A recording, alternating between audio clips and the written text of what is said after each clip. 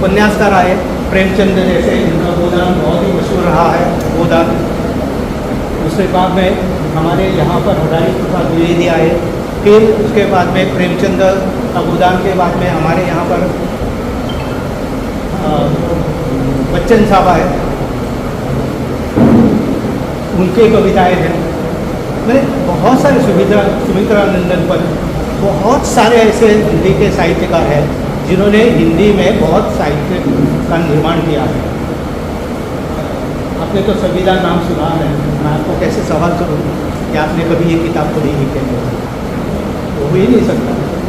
संविधान नाम ही नहीं सुना है, किताब के बारे में पूछना गैर है, उचित नहीं है।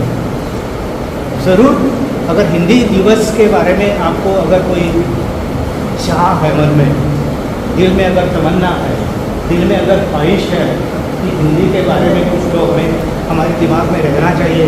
हम किसी भी कोने में भारत के गए तो हिंदी समझना बहुत ही ज़रूरी है।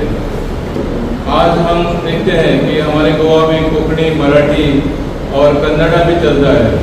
इसके बावजूद हमको हिंदी सीखना बहुत ज़रूरी है, क्योंकि हम कोस्टल लाइन पे गए, कलंगुट गए और साउथ में गए, तो हमको हिंदी में सभी को अनुवाद करने की ज़रूरत है।